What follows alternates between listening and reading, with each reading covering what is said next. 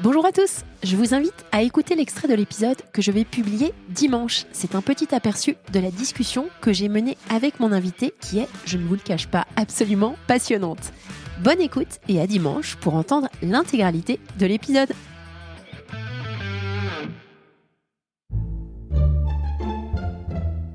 Solène Niederkorn vous propose FinScale, un éclairage sur l'innovation dans le monde de la finance, de la banque et de l'assurance. Bouger les lignes du capital risque. Elisabeth Moreno, chairwoman de Ring Africa. Je sais l'importance que la finance a dans nos sociétés pour une entreprise. La finance aujourd'hui, c'est l'oxygène, c'est le poumon d'une société. Je ne parle pas d'une société en termes d'entrepreneuriat, mais c'est aussi le cas.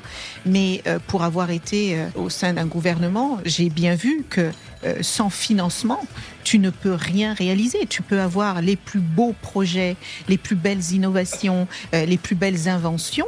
Si tu n'as pas les moyens de les financer, eh bien, il reste lettre morte. Dans cet épisode, j'ai l'honneur d'accueillir une invitée vraiment très inspirante. Nous parlons de sa trajectoire d'entrepreneur, dirigeante et de femme politique engagée. Dans cet échange, nous explorons le parcours fascinant d'Elisabeth et son engagement indéfectible pour la diversité dans le VC, en particulier au travers de l'initiative Sista. Nous discutons également de son rôle chez Ring Capital en tant que chairwoman de Ring Africa et du potentiel immense et sous-estimé de l'Afrique de l'Ouest. Elisabeth nous partage ses perspectives sur les besoins de financement et d'accompagnement des startups dans cette région ultra prometteuse. Préparez-vous à une conversation avec une femme qui œuvre sans relâche pour faire bouger les lignes dans le monde des affaires et bien au-delà. Bonne écoute à tous! Bonjour à tous. Bonjour Elisabeth. Bonjour Solène, bonjour à toutes et à tous. Merci de me rejoindre pour ce café. C'est un vrai plaisir. Pour discuter de pas mal de sujets qui t'animent au quotidien. Avant toute chose, j'aimerais que tu te présentes à nos auditeurs et que tu nous expliques un petit peu ton parcours qui est très très riche. Alors on va y passer un peu de temps quand même parce que tu fais figure vraiment d'exemple pour pas mal de personnes qui nous écoutent. Écoute, d'aucuns diraient que c'est un parcours très atypique et je l'assume complètement. Oui, il est atypique parce que je n'ai cessé d'embrasser la vie et d'accueillir les opportunités qu'elle m'apportait comme elles venaient sans avoir peur de changer, de bouger. Et donc oui, j'ai un parcours peut-être riche parce qu'il est atypique. Moi, je suis née aux îles du Cap-Vert. C'est un tout petit archipel qui se trouve au large de l'Afrique subsaharienne. Un magnifique archipel de 10 îles. Je suis née pendant la colonisation portugaise.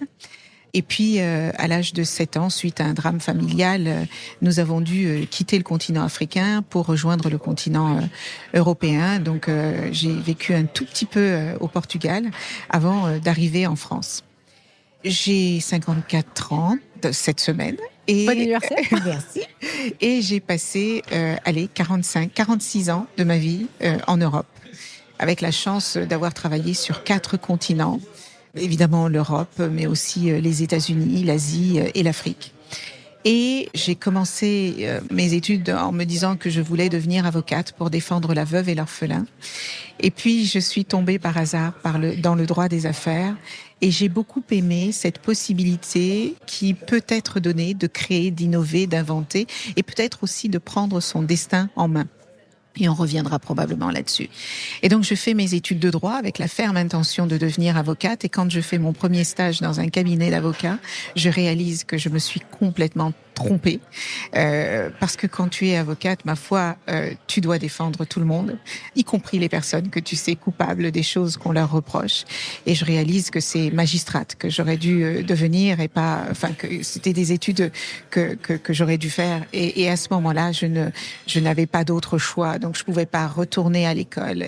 Et donc, je rentre un soir chez moi effondrée. Et je dis à mon mari, mais c'est pas ça que je voulais faire. C'est pas possible. Mais qu'est-ce que je vais faire de ma vie? Et il me dit, mais écoute, on a qu'à monter une entreprise. Je lui dis, mais tu te fiches de moi. Je n'ai aucune expérience dans le monde de l'entreprise. Il me dit, non. Tu n'as pas l'expérience technique, mais tu as fait des études de droit, donc tu sais gérer, tu sais négocier, tu sais. Donc toi, tu as l'aspect gestion, négociation, ressources humaines. Moi, j'ai l'aspect technique. Associons-nous et créons notre entreprise. J'avais 20 ans. Bah dis donc, c'est courageux. Moi, je sais que je l'ai fait, j'ai pas du tout apprécié. Alors, moi, j'ai beaucoup apprécié. Ouais. J'ai beaucoup apprécié parce que, en fait, c'est en créant cette entreprise, et tu sais ce que c'est quand tu crées une petite entreprise familiale, tu fais tous les métiers. Ah oui, ça c'est sûr. En fait, tu es à la fois dans les ressources humaines, dans le marketing, dans le commercial, dans la finance, tu fais tout. Et surtout, tu apprends l'importance des clients. Tu apprends l'importance des salariés, parce qu'une entreprise n'existe que parce qu'elle a des collaborateurs et des collaboratrices qui sont engagés dans cette aventure. Tu apprends surtout la résilience. Et j'ai appris à travailler dans cette petite entreprise familiale. Et je l'ai dirigée pendant une dizaine d'années avant de rentrer dans mon premier grand groupe technologique, qui était France Télécom à l'époque, devenu Orange. Et puis après, j'ai pas quitté le monde des nouvelles technologies parce que j'ai réalisé tout ce qu'elles pouvaient apporter à notre société en termes de progrès. L'anecdote que j'aime bien raconter, c'est que à l'époque, pour envoyer un courrier au Cap-Vert, parce qu'une partie de notre famille était restée au Cap-Vert, déjà quand le courrier arrivait, on était heureux, mais en général, ça prenait 3 mois. Oui. Et donc, tu imagines. Et puis, il y a beaucoup d'analphabétisme au Cap-Vert, donc il fallait demander à quelqu'un de vous lire le courrier, etc. Et je voyais très bien que les nouvelles technologies allaient changer, transformer tout ça. Donc, de Orange, je suis passée à Dell, de Dell, je suis passée à Lenovo, de Lenovo, je suis passée à HP, jusqu'à ce que, en pleine Covid-19, alors que je dirige le groupe Hewlett-Packard sur le continent africain, je reçois un coup de fil totalement improbable, de ce genre de coup de fil que tu ne vois que dans les films. Oui, bonjour madame, nous aimerions vous proposer de rejoindre le gouvernement. Vous venez d'entendre un extrait de l'épisode que je vais publier dans quelques jours. Alors ne restez pas trop loin de votre plateforme de podcast pour pouvoir profiter de tout l'enregistrement.